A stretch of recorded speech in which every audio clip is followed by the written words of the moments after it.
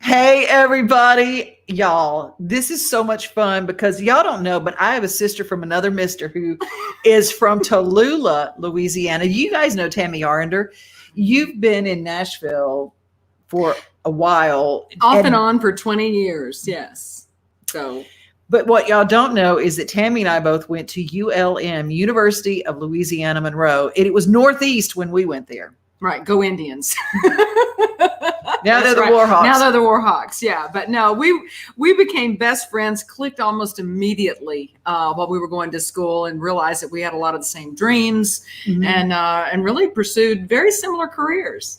And we have to do a shout out to Richard Baxter, who was our journalism guru at the college, and he taught us to literally go for it. Yes, and such an influence on both of us, and the fact that we have been able to make a living and feed ourselves by doing this is definitely a testament to him and to ULM. And Tammi, I'm so proud of her because she has been at RFD-TV for a while. First as news director, a reporter, everything. You just doing stories all the time.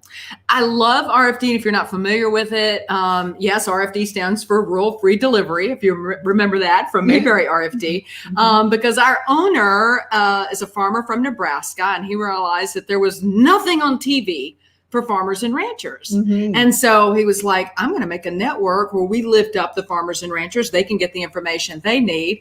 And I told him, I said, well, you put this network on the planet for me because, you know, my daddy was a farmer in Northeast Louisiana there in Tallulah. Yeah, my grandfather was as well. Soybeans, cotton, cattle. Right. That's right. And Daddy used to joke that, well, you don't care what I do for a living unless you eat or wear clothes. So pretty important network is what I'm trying to say. It is. And we're going to get a look at what Tammi does every day. And look. Hey guys, it's Tammi Arender. I'm here on the news set at RFD-TV in Nashville as we're getting ready for our Market Day Report program coming on at 8 a.m. Central. It goes to 1 p.m. Central, where we're going to give you all your agriculture news, your markets news, and everything going on in rural America that matters to you, that matters to everyone. Because, you know, we know that we love to eat, wear clothes, and drive our cars. So if we do all that, then we need to lift up our farmers and our ranchers and everybody in rural America. So this is what the set looks like, all right? I'm trying to give you an idea of the studio here in Nashville. I'll give you the whole old-timey way of doing a 360, huh? So you're taking a look at the set here at RFD-TV. It's right there on Music Row in Nashville, and you can kind of see a little bit behind the scenes. We've got Chris behind camera. Tim Ross is going to be doing weather in just a minute. Marlon Bowling is actually going to be doing our markets for the first few hours of Market Day Report, and then we'll have John Jenkinson come on. Now, normally, Janet Atkinson is doing Market Day Report, and then I will come on for a couple of hours. But Janet is headed to Indianapolis for the National FFA Convention, and she will be having live reports on Market Day Report and Rural Evening News coming up the rest of this week. So I'm going to help out on the anchor desk as she's there at FFA. And I tell you, if you are not involved in FFA and you're not familiar with what Future Farmers of America is all about, tune in for over 30 hours of programming live from the FFA convention in Indianapolis to be inspired. These kids, these young people are phenomenal. I mean, the way they present themselves, their morals, their values. When you talk about, oh, what are our kids doing? Our young people don't know a work ethic or manners like they used to when our parents and grandparents were coming up. Well, I tell you what, the kids at FFA will prove you wrong because they are some of the best, the brightest, the kindest, and boldest. They inspire me to be a better person, to do things, to serve others. You know, that's one of the big deals in FFA is these kids actually know what it means to be in service and to volunteer their time and make a difference in the lives of others. So anyway, that's starting all tomorrow on RFD TV and Rural Radio, Sirius XM, channel 147. So don't miss out on that. But today, starting here in just a couple of minutes, matter of fact, I'm gonna have to hop off because we start here in a couple of minutes on Market Day Report. And if you have Dish and Direct, that's where you can see RFD. We're working to get other cable companies to add it to their lineup. So contact your cable company if you don't have access to RFD-TV. But again, if you have Sirius XM, it's Sirius XM Rural Radio, channel 147. Anyway, I gotta go, get ready to go on the air. Hope you have a phenomenal day. Mom used to say, Lord, I hope she gets paid for talking. We both get paid for talking. That's right. How I just funny wish is it was that? by the word. Yeah, I know. It's so funny. Well, we love FFA. And then here in Wilson County, where this broadcast is emanating from, big shout out to our FFA partners, people at Edwards Feed, and of course the Ag Center down here where the fair is. It's Yes. Big deal here. Big deal here. And I love these kids. I love those FFA kids and love what they do and stand for. and the greatest jackets in the world. Yes. Love that blue corduroy. I know. I wanted Richard Swain's jacket so bad. You did. I did. I didn't get it.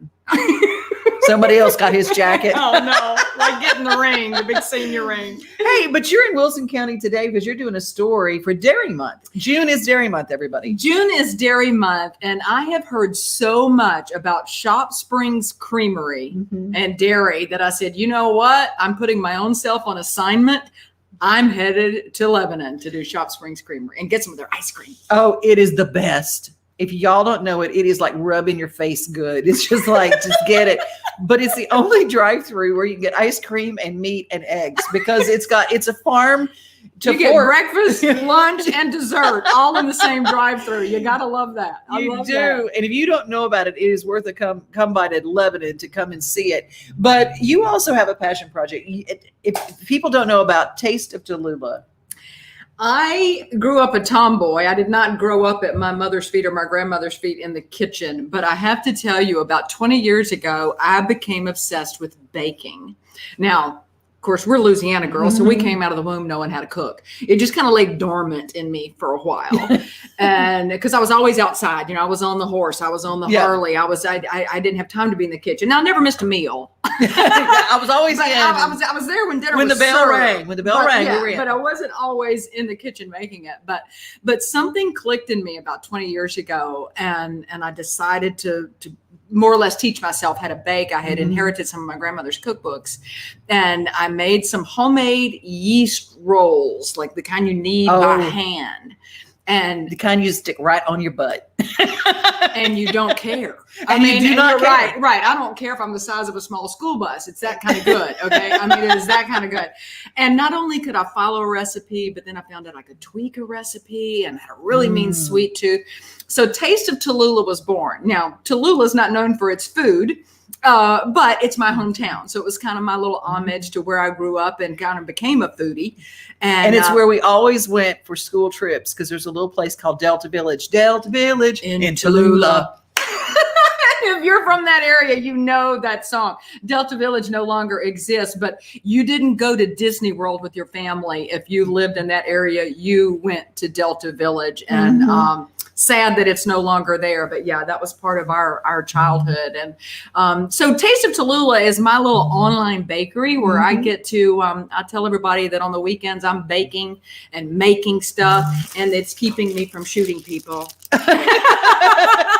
Including this wonderful nut mix, Go Nuts, spelled the right way, Geaux, Go Nuts, and it's delicious, and it's one of your little products that you have. Yeah, I mean, I normally bake, but most of the stuff that I make it doesn't travel very well.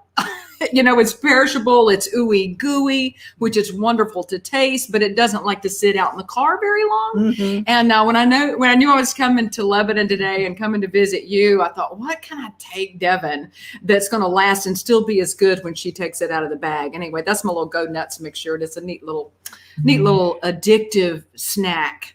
And when this girl says she bakes, I'm going to tell you now we're going to see a little clip of you when you're icing a cake, but it's this glaze. It's called a mirror glaze where, it's so shiny that you can see your reflection in it. It was my Crazy. first.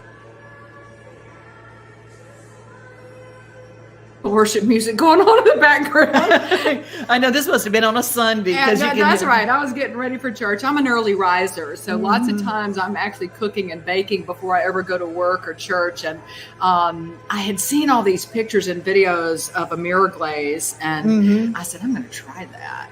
And so, yeah, that was a lot of fun, but it's therapy to me. It's just crazy that you do all these. And we have toyed about having a show together. Yeah. And where she does the desserts and I do the entrees and stuff. And because she's a cookbook author. I mean, I know you probably already know that, but this is a cook right here. I mean, like main type chef. Well, no. My sister's the chef. I'm the cook. Oh, that's right. She does. You're the baker. And I'm the baker. So we let Faith come in and do the chefy things. Okay. And then look, if you want to eat like today, I'm your girl. Right. If you want to do some prep, my sister's your girl. She has, her cookbook is called Cooking with Faith. Simon & Schuster did that. And mine was HarperCollins, Thomas Nelson. And that was My Southern Food. And, and it's those old timey recipes. But I want you to tell people about the Greatest Baker competition.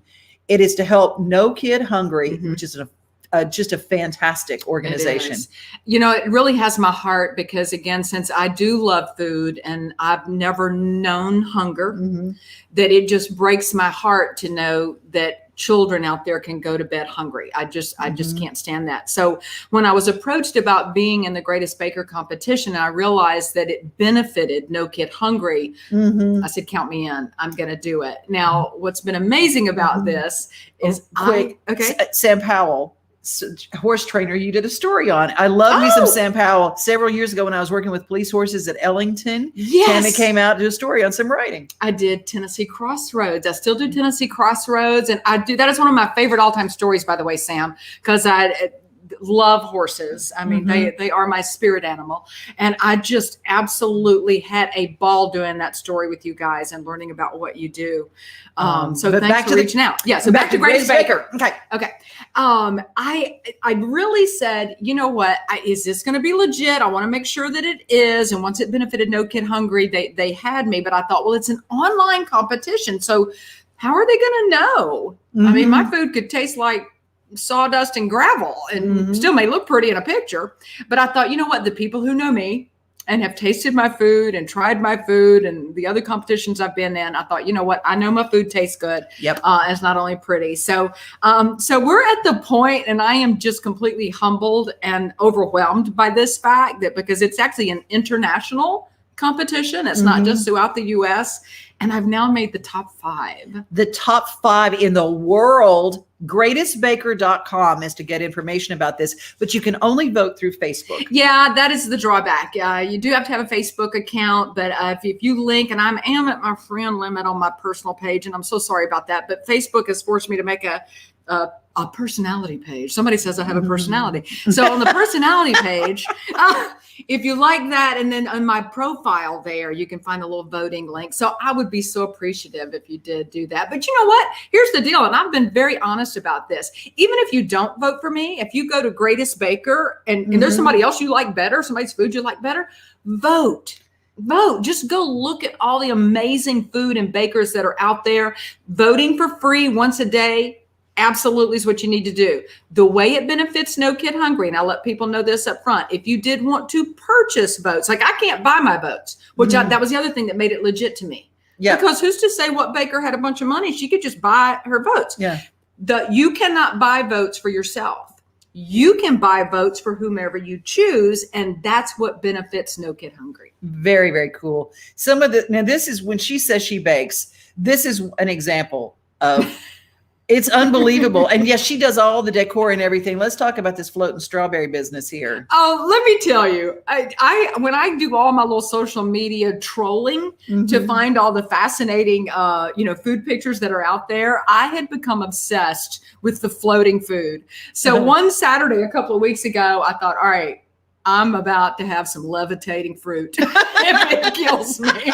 And so it took me about 3 hours in post-production, to make that work. And macaroons, like this is, you had perfected this. Now, these are not easy to make, you guys. They're not. And I do know people that can do it and not blink an eye, but I was not one of them. But to get them and have that little feet, that little area at the bottom there, I was very happy with the way these turned out. But I will be honest, that was not my first try. Okay, how many tries would that take to get something perfected like that?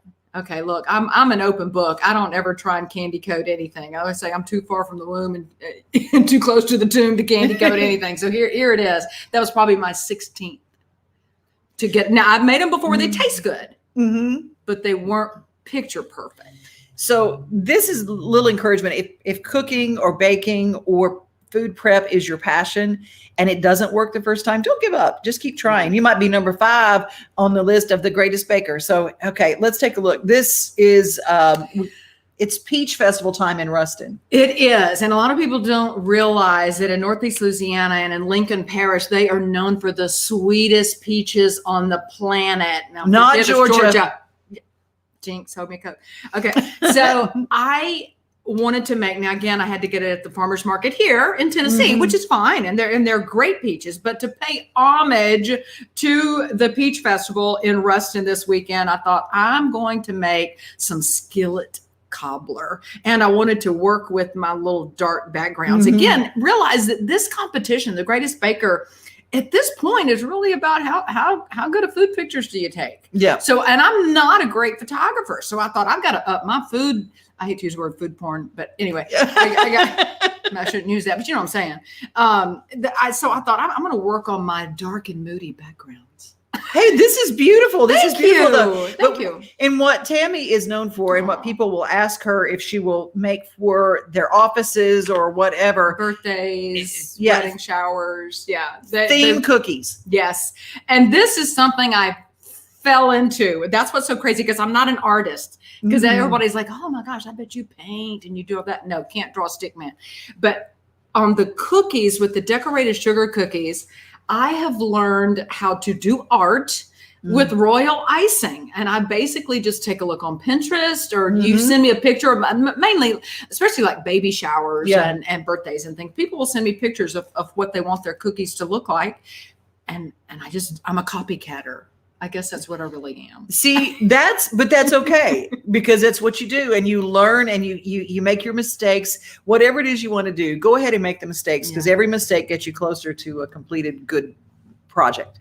Interesting thing about mistakes when you're making cookies. My sister and my cousin, Lori and Cynthia, know that when I'm decorating cookies that I mess up, that I have some mistakes. So I keep my mistakes in the freezer. Now, who else can say that? I keep my mistakes in the freezer, and they can eat my mistakes when I'm done. Because they still taste good. There you go. There you go. Well, thank you guys for being with us today. And we just thought we'd pop on here. And remember, Tammi Arender, Tammi Arender at greatestbaker.com. Go to their page on Facebook, and you can vote once a day for free. Thank you. Thank you, my sweet sister. I'm just so glad that you're heading out to the creamery. I may have to follow you out there. I was going to say, there's ice cream in your future. Yeah, we're going to have to go out there. Bye, guys. Bye.